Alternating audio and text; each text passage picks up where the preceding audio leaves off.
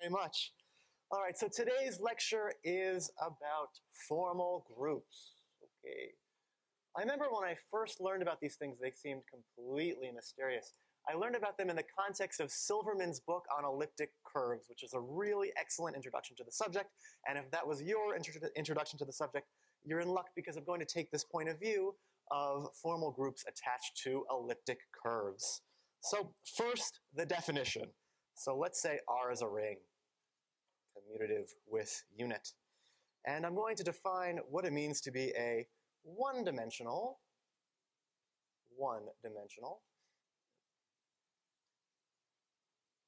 formal group.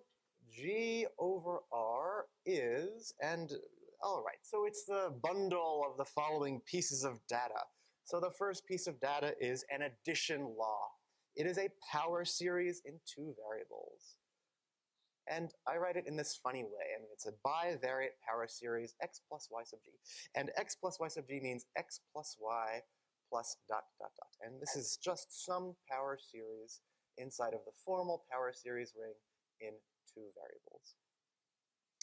And the other piece of data that I need is an inverse, which I'll call I of x, and that's going to be negative x plus dot, dot, dot. And this is in here. And in the last lecture, we talked about group schemes, and that was a scheme kind of pretending to be a group, a scheme with group structure, and this is a power series with group structure. So these data have to behave as if they're an abelian group. So the abelian is sort of, I could write commutative here, probably should. So such that you get structure of an abelian group. And so that is, for every axiom of an abelian group, there's a corresponding law regarding how this power series works. So you get that, you get associativity.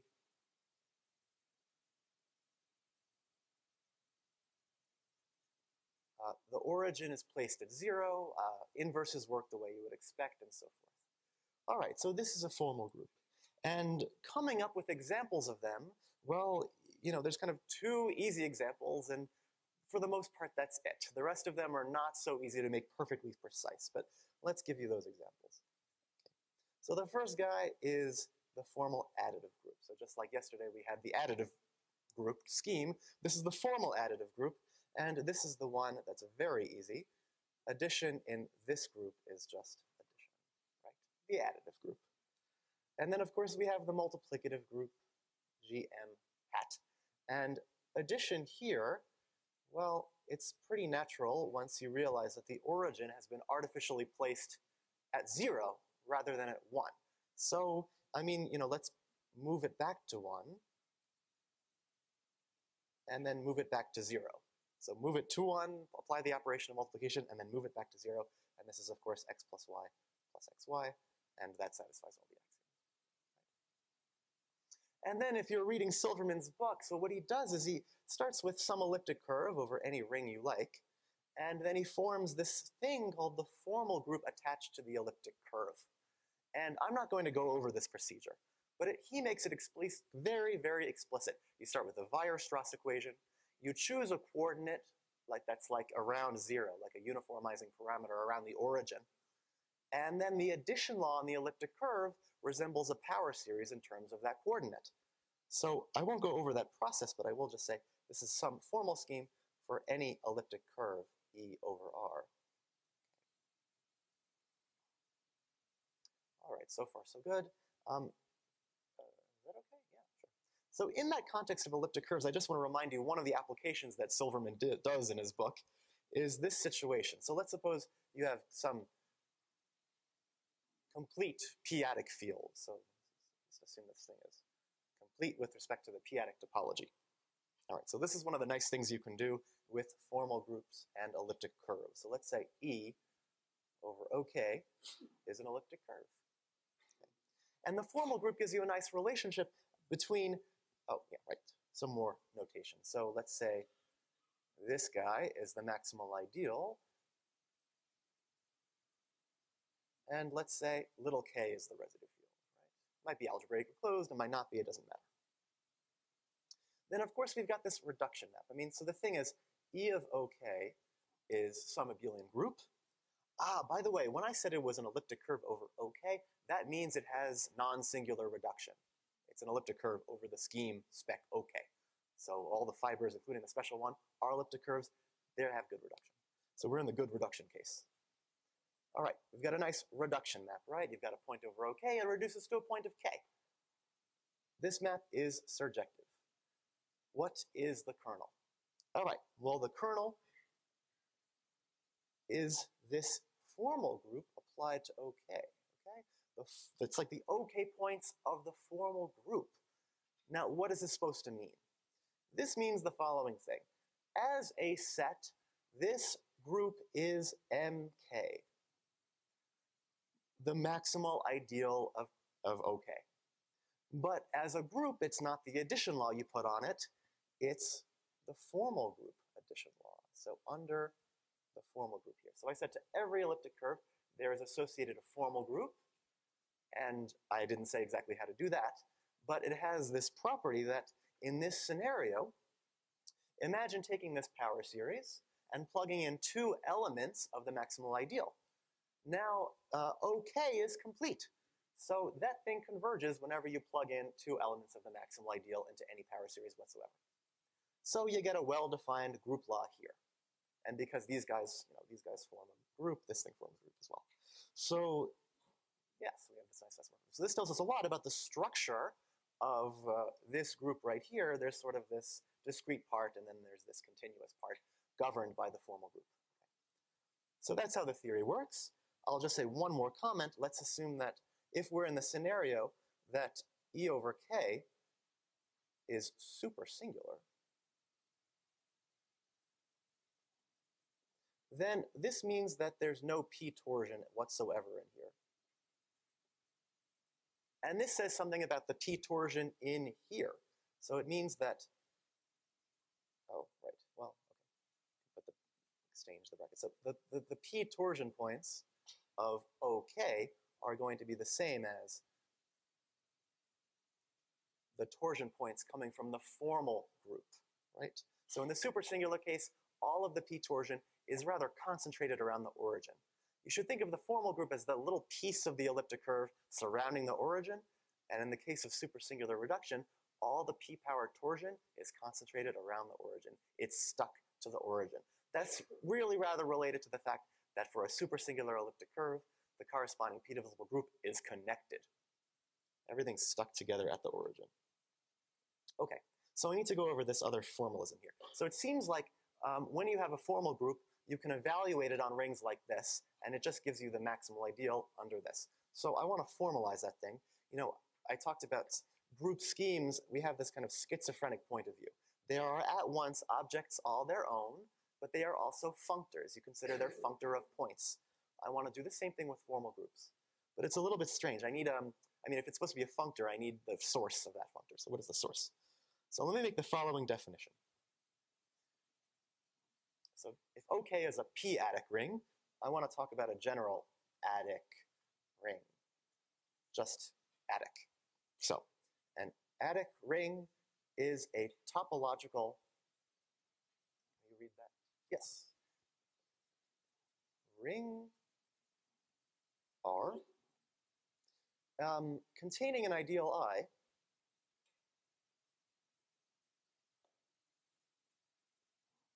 such that R is separated and complete with respect to the I-adic topology. So that means this. Okay. So I mean for this to be an isomorphism of topological rings. So this R mod IN, just give this the discrete topology. And then you give R the inverse limit topology. And there's a million equivalent ways of saying it. One way of saying it is that a basis of neighborhoods around the origin in R are given by the powers of I. That is, to be close to 0 in R, you should be in high powers of I. That's all it means. So of course a p-adic ring is an adic ring. So let's just give you some examples of this. So obviously the p-adic numbers are an adic ring with respect to the p-adic topology, right? Oh, by the way, this I is called an ideal of definition because it defines the topology. Right? So ZP is complete with respect to I. But you know what? The ideal of definition is seldom unique because ZP is complete p-adically, but it's also complete p squared adically. So I could also be p squared or any positive power of p. Okay? So lest you get the idea that an adic ring has to be a local ring, here is a ring which is very much not local, right? That ring has lots of maximal ideals. But it is still an adic ring with respect to the t-adic topology. So this example is meant to disabuse you of the notion that an adic ring should be local, even though ZP is local. Nor is there any bound on the dimension. So we've got rings like this, where I could be x comma y, but you know what? I could be x squared y. So of course this I could also be t squared, and that's just a power of I. But in this case, you could have two different ideals of definition, and neither is a power of the other, although the powers interlace in a sense, and they define the same topology. So once again, you don't have to have, the ideal of definition is not unique, nor is it the case that one ideal of definition has to be a power of another. And then the last example I have is to disabuse you of any notion that the ring should be notarian. And here I have OCP, so the ring of integers and some very big p-adic field CP, and this is still complete with respect to the p-adic topology. However, warning, it is not complete with respect to the m-adic topology, where m is the maximal ideal. Why not? So what's wrong with this situation? Well, look over here. Powers of I are involved. But what's m squared? It's m. M is its own square in this ring. Okay. So that's no good for defining a topology. So great. Oh, and by the way, similarly, I can define not just an adic ring, but an adic A algebra. Right? I could just do this whole thing in a more relative context. It's a topological A algebra containing an ideal I, so on and so forth, so on.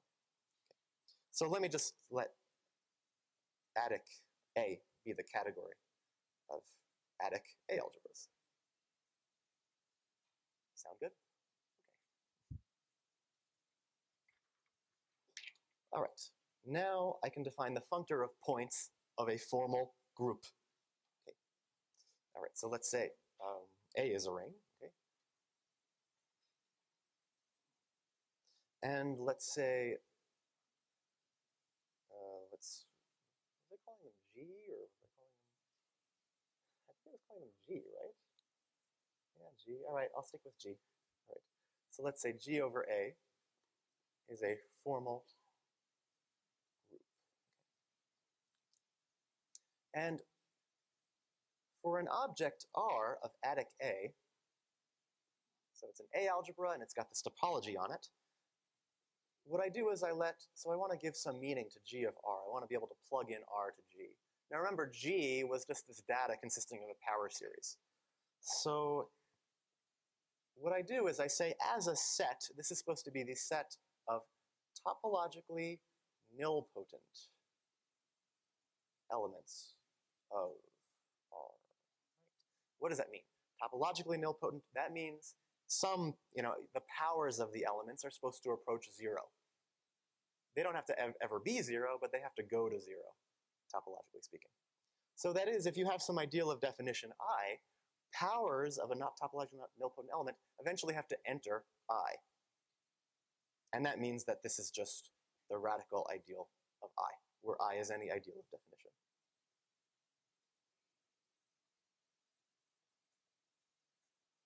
So if you have two elements of root I, you can plug them into the power series, which defines addition law in G, and you get a new element of root I. Okay. And I'm going to give this kind of functor a name, so I'm going to call this thing nil of R. Okay. So I'm going to call this the underlying set. So this is just as a set. Okay. But then the group law will be given by is given by this kind of power series in two variables. So the underlying set is nil of R, but the group law is given by G itself. So now we've got a functor. So what does this functor do? So before I say that, I just want to say that this nil thing, what is it? It is a functor from adic A to sets. I'm actually going to say pointed sets. That's pointed sets. What's the special point? 0, right? Pointed sets. So this thing, this functor, is representable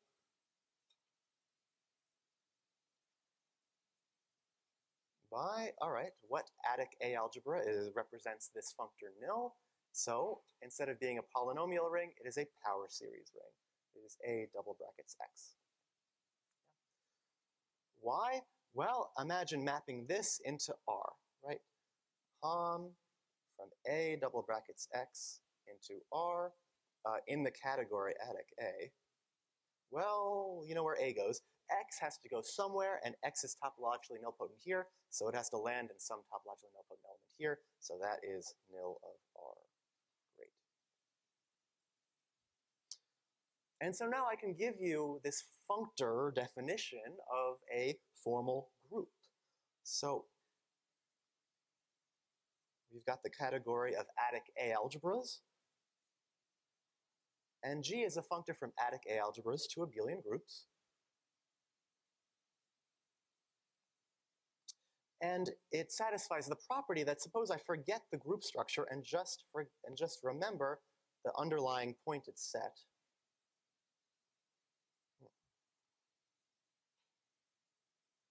And then the composition from adic A to sets is supposed to be isomorphic to this functor nil. So that's it. So a formal group is a functor from adic A to abelian group, such that when you forget about the group structure, you get this functor nil. And that's an alternate definition of formal group. Yes. Very good. So, very good. And this even tells you, I never actually told you what a homomorphism of formal groups is. It's a power series that transforms one addition law into another.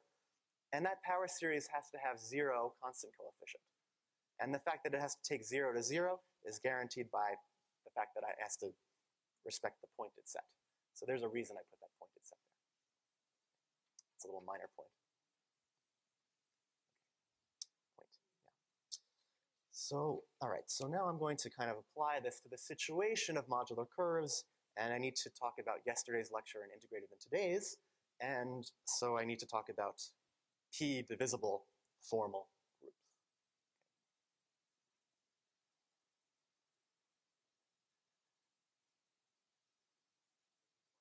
Oh. Which way? This way? Yeah. Oh, the other slide. Oh, right. Oh, there we go. Right. P-divisible formal groups. All right, well, I'll start with some informal discussion that involves. Right, so yesterday we talked about P-divisible groups, right? Today we talked about formal groups. Okay, so there's maybe some Venn diagram here. Okay. So these are yesterday's P-divisible groups. And these are today's formal groups. And, all right. So let me give you a P-divisible group which is nothing like a formal group. Okay, here it is, QP mod ZP. Nothing, that is sort of spread apart. At the origin, there's just the origin. There's nothing like a formal group there. Okay. And now let me give you a formal group that's not P-divisible. So, so by the way, all of this stuff is over ZP or something. Right. Okay, the formal additive group is a formal group that's not P-divisible. Multiplication by P is multiplication by P, and that is not a finite map. And for that reason, it's not P-divisible. I mean, for the more basic reason is that you cannot divide by P in ZP. It doesn't work. Okay. Right. But there is an intersection, and that intersection is something like this. So it's sort of the same object under two different names. And here, the P-divisible group object is like mu P infinity. But the formal group object is formal GM. And there's a relationship between them. It's like an equivalence of categories, which I'm about to tell you about, but that relates this guy to this guy. And here we have, no, we don't. We have the p infinity torsion inside of an elliptic curve over ZP, and that matches up with the formal group attached to E. Yes, of course. So, and this is the situation where E tensor FP is supersingular. Thank you. Yeah. So, from that example from before. Okay. All right, so this is the heading of P divisible formal groups. First, I'll tell you what it means for a formal group to be P divisible. So, let's say that G over A is a formal group. And so G, oh yeah, I guess there's a, yeah, okay. So its coordinate ring is like a power series ring in one variable. Okay. So G is a formal scheme, and it's SPF of A double brackets T. If you don't know what this is, it doesn't really matter for this context. But so we've got multiplication by P from G to G. It's a homomorphism of formal groups. And this corresponds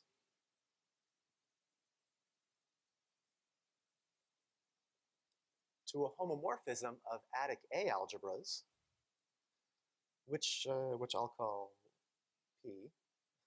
And this takes T to multiplication by P and T. And that's T plus itself P times. So it's some power series that begins PT, and then I don't know what happens. And, right, so in the additive group case, you just get PT. And we say that G is P divisible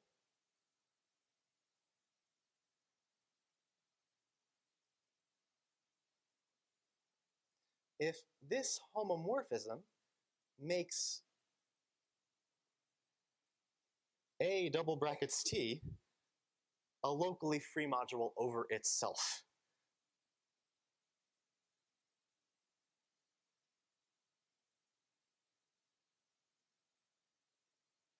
Over itself. So this, it's like some kind of finiteness condition.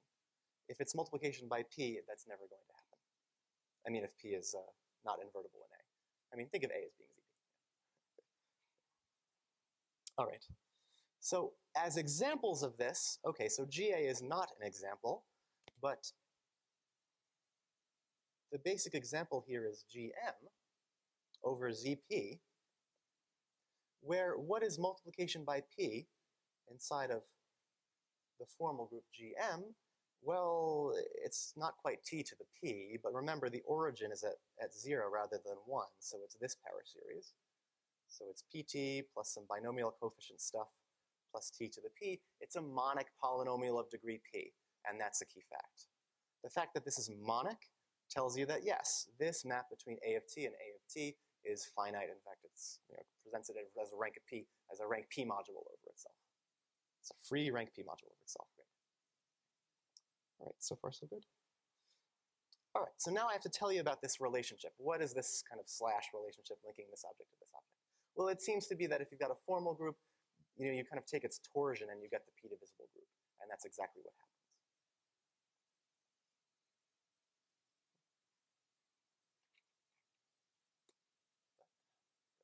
That's okay. Need more paper.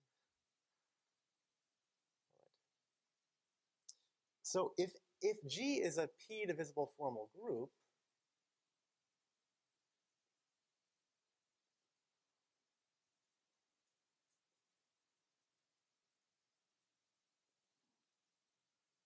you can associate to it this like inductive tower of group schemes. I mean, you can associate to it a P divisible group in the sense of yesterday's lecture. So here's how this goes. So you do this sort of thing. I mean, I can define G P to the n, the torsion inside of G. I mean, essentially, it's going to be the kernel of the P to the nth power, P to the nth map from G to G, and explicitly the way that this works is you take spec A double brackets T modulo multiplication by P to the n and G of T. So this thing is going to be a locally free A module of finite rank. And therefore, this GP to the n thing is going to be a finite group scheme. Oh, I didn't mention the group part. It's a scheme. The group part comes because in here, the addition law from a thing, AT tensor itself to AT, descends to an addition law on this guy. So this guy becomes a Hopf algebra, and this guy becomes a group scheme. It all works out. So this thing is GP to the n, and in fact, what we get here is a connected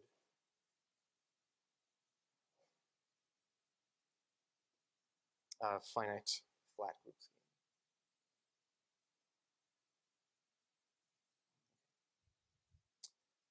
Ooh, I'm actually a little worried about this in the situation where A is something weird. I'm actually going to assume for this whole discussion, and I should have put this at first, A might itself not be connected, and then I'm a little worried about this. But how about this? Let's say that A is a complete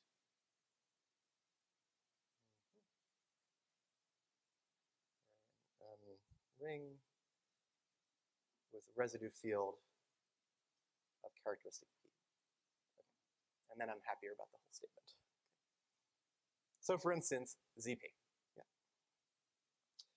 And what you get here is a GP infinity being this limit. This is going to be a P divisible group over A, which is connected. All right, so what have we just done?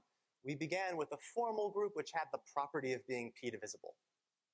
And we took its P power torsion, and we got a connected P divisible group in the sense of yesterday's lecture.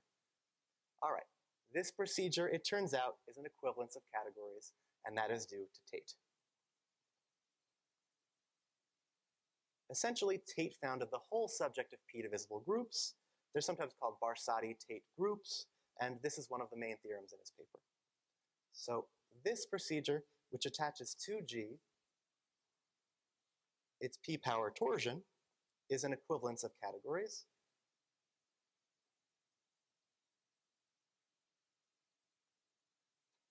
Between P divisible formal groups, that is, formal groups, just power series, which happen to have the property of being P divisible, and connected P divisible groups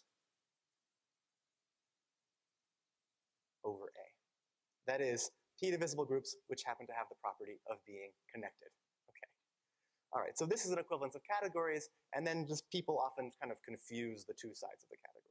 You can talk about a P divisible formal group, or you can talk about its underlying P divisible group or something like that. So, okay. All right, good.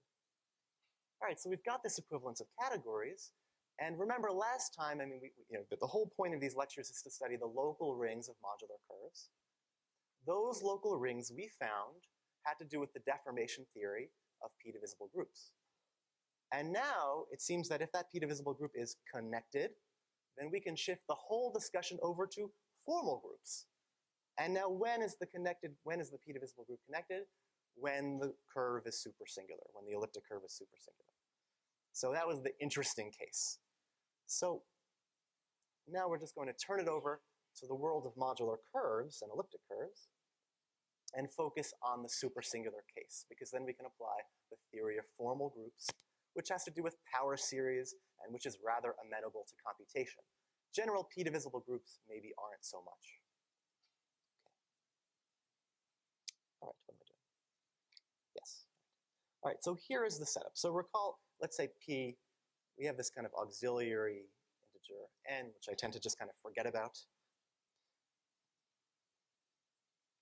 And let me choose a point in the modular curve y1 of n over fp bar. And let me assume that this is a supersingular point. So this corresponds to some E0 over fp bar, which I assume is supersingular. It also corresponds to a point of order n on that elliptic curve, but I just don't care enough about it to even give it a name. Okay. Right. So E0 is a supersingular elliptic curve over fp bar. So it's also, so remember that we have this situation where if I consider the formal group, this has height 2 and dimension 1. That's just what happens in a supersingular elliptic curve, in any elliptic curve. But because it's supersingular, the thing is connected.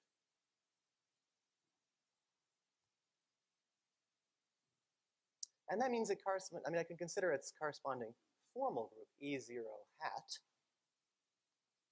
And this formal group, you can, well, to write down its addition law might be sort of difficult. Although you know Sage can do it. You can type in a Weierstrass equation and Sage will just spit out the addition law. It can also spit out the multiplication by n law. And in particular, if you look at the multiplication by p law, well, I'll bet you the first coefficient is t to the p squared. Maybe times a unit or something. So this is typical. If you look in Silverman, a formal group over a finite field, if it's p divisible, it's got a height. The height is the first power of p that appears here. It turns out that this power series has to start with t to the p to the h for some h. Here the height is 2, so that's what you get. I'll tell you even more, since we're working over an algebraically closed field, you can change the coordinate on that formal group to just erase all this stuff and just say that it's just multiplication by p can actually just be t to the p squared. Very convenient. And in fact, none of this discussion even depends on the choice of supersingular elliptic curve. I remember there's only one p divisible group over a fp bar of a given height if I assume it's connected, and this is that one. All right, so let's do the following thing. So I was interested in this thing. So like O y naught of n x0 hat. So this thing, I'm going to just, since that's a little cumbersome, I'm going to give it a name. I'm going to call it the ring A0. And this ring, well, we've talked a bit about it. So first of all, abstractly, it's isomorphic to a power series ring over the Witt vectors in one variable. This thing classifies deformations of the p divisible group. But you know what, since there's that equivalence of categories, it also classifies deformations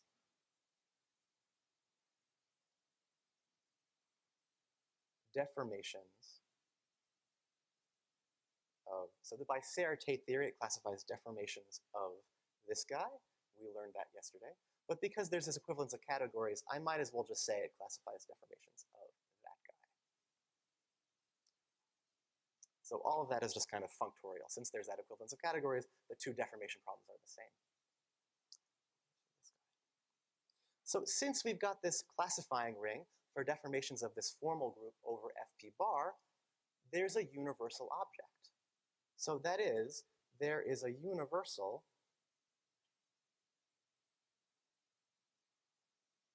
deformation, which maybe I'll call it f unit. Oh, maybe I'll even call this thing, no, I'll call it g, right, just to be consistent. I'll call this thing g0, all right? And I'll call the universal deformation g unit. Okay. And this lives over the deformation ring A0. So this is the thing we're deforming. Over the object which classifies deformations, there's a universal deformation. All right, so this is a formal group over A0. So it's this addition law with coefficients drawn from here. And it's hard to write down. Although, if you look in my lecture notes, it kind of sketches an algorithm to write down what it is. I will just mention that if you look at multiplication by p inside of g univ I guess I did, whatever, x. So, modulo the maximal ideal of A0, you're supposed to get this thing. So mod t and mod p, you're supposed to get this thing. So there's going to be a kind of x to the p squared term. And it has to start with px. That kind of is part of the nature of the game. The constant coefficient of this has to be just p itself. And then there's kind of room for some term inside, and that's kind of what this parameter t is doing. And this isn't actually exact. This is sort of an approximation.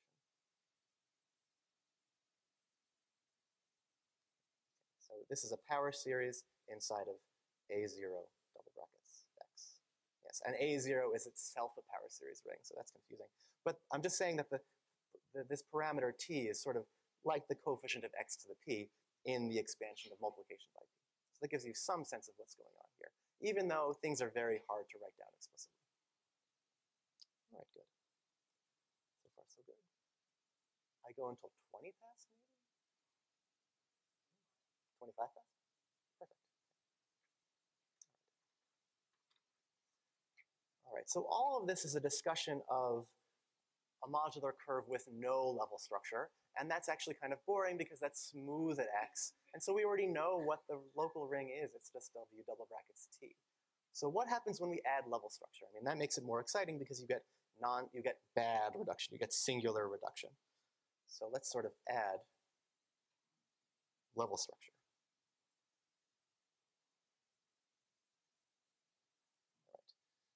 All right, so here's how I'm going to frame this discussion. So we've got y1 of n, it's this curve. It classifies elliptic curves together with a point of order n. And so, of course, there's a universal object over it. Let me call that thing E univ. Right? And let's just, all right, so remember that A0 is this local ring at x0. So A0 is like a completed local ring at one of the points of y1 of n. So we can take E univ and just specialize it to A0. So we get an elliptic curve over a ring now, which I'll just call like that. That's an elliptic curve. Yeah. It's just like localized at this point x. And this has the property that, all right, so this is an elliptic curve over a Noetherian local ring, and when you pass to the residue field,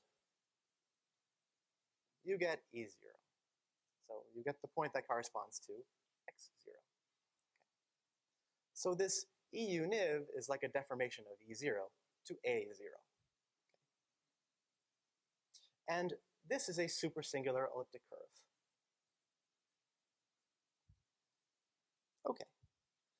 So remember that G univ was, oh, well, I didn't actually say what it was. But the relationship here is that G univ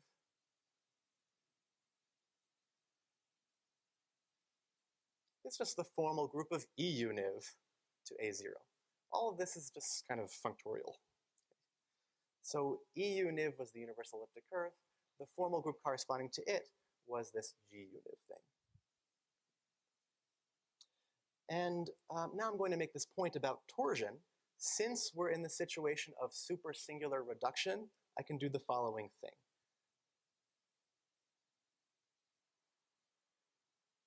The p power torsion in G univ is all detected by the p power torsion in E univ over A0 is all detected by the formal group, right? That is, the kernel of reduction is everything when it comes to p torsion. So that's sort of a point I made at the top of the hour.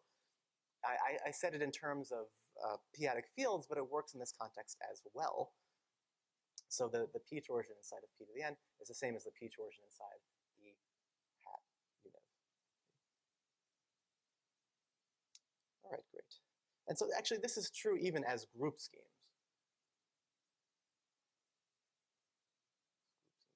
Kind of turn that argument into something more geometric. And now I can talk about the Weil pairing. So remember, we have the Weil pairing.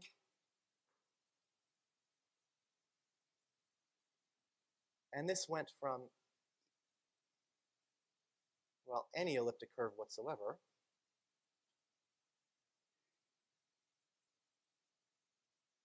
like this. So I called this thing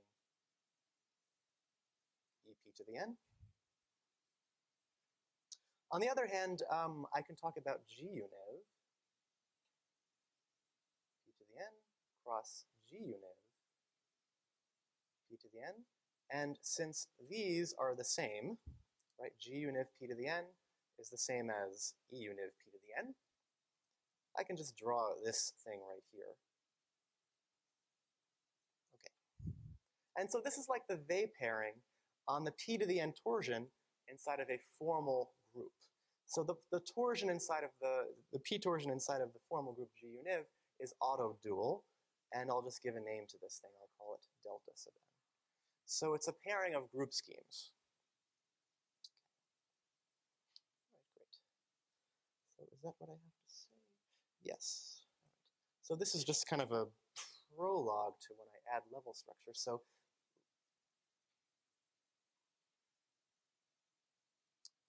So when I add level structure, so that means passing to this modular curve. So it's y1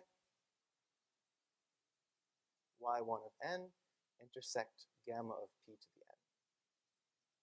So this thing I called yn. So over this modular curve, the universal elliptic curve has a universal p to the n level structure.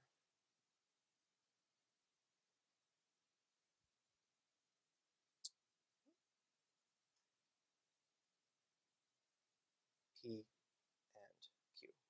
So that is, it's a basis, so maybe I'll call them Pn and Qn. And that's a basis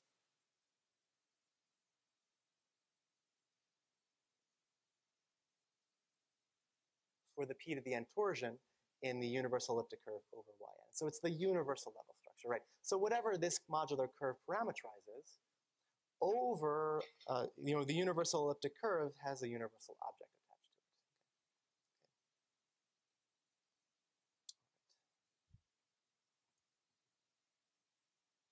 to it. Okay, so there's a lot of objects in here, so maybe I'd better review them. So this thing was A0. It is O hat of Y1 of n x0. But then there's this bigger ring, AN, which I'll call AN. And that'll be the completed local ring. Oh, whoops. Sorry about that. I was supposed to add the level structure. Call this thing yn x0. This thing is just y0. Okay.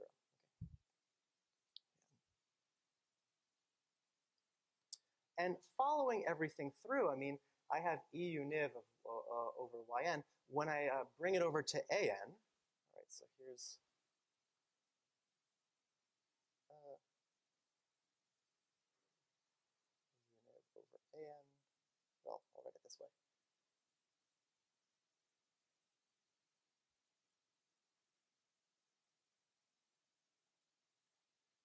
So I get these points Pn and Qn, which live in E univ Pn over an. Okay. But the P torsion inside of E univ is the same thing as the P torsion inside of this formal group due to this equality. So really what I get are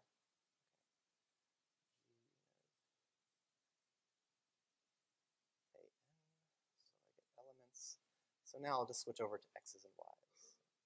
Xn's and yn's. Oh, and this is these are p to the n torsion points. Okay. So that's the start of the setup. So remember what this meant. So G, yeah, maybe best to kind of stand back and explain what everything is. G univ is a formal group. And when you apply G univ to an adic ring, this thing was supposed to be like the same as the set of nilpotent, oh yeah, so this is a subset of the set of nilpotent, topologically nilpotent elements of an. So I can really think of xn and yn as just elements of the ring an.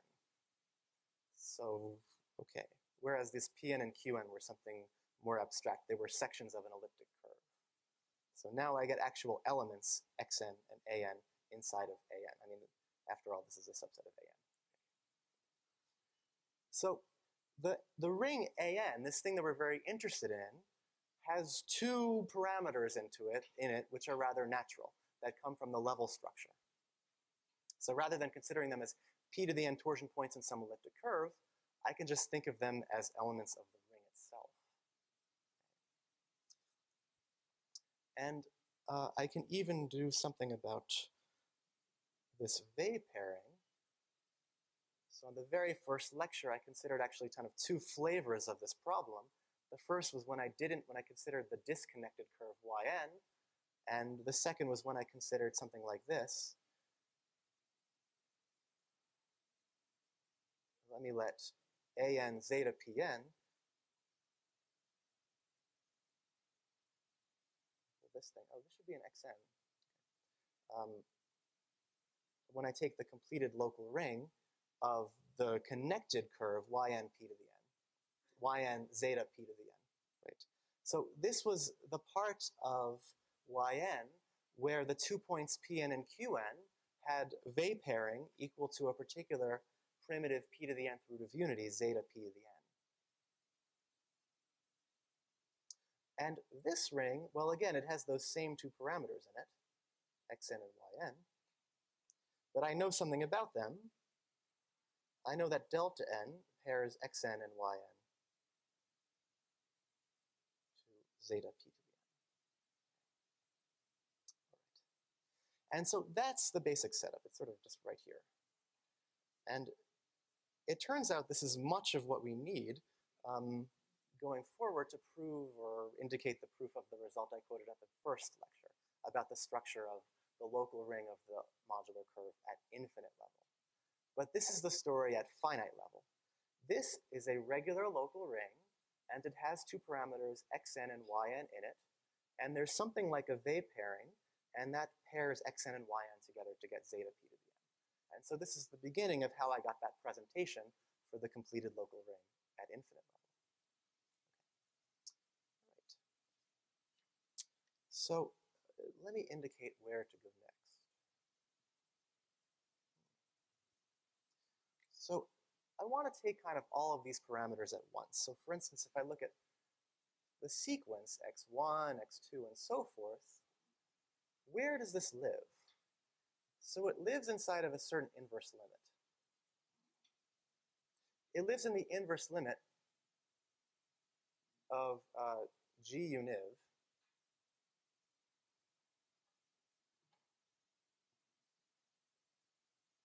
of Pn, evaluated at some really big ring A zeta, which okay. So the individual xn's lived inside of an zeta p to the n. But all of them live in some really enormous ring. So what is that really enormous ring? Well, it's like what I talked about in the first lecture. Let me take the union of all of the an zeta p to the n's, and I'll take that whole thing and I'll complete it. That was the thing that we called the local ring of the modular curve at infinite level. This was like the thing we were interested in the first place. X zeta. Okay. So this ring is enormous, non-Noetherian, and it contains a certain parameter. In fact, it contains two parameters because I could have done the same thing with the y's. All right. So we get something in here, something which is like a Tate module. And in any case, it looks like this funny kind of inverse limit when I considered in the first lecture to be this weird solenoid thing. So there we go. So I'm going to switch gears for the next, so I have 10 minutes? Yeah. I have 2 minutes, then I'm not going to bother doing that. I'm not going to bother doing that. I'm just going to stop. Okay. Thank you.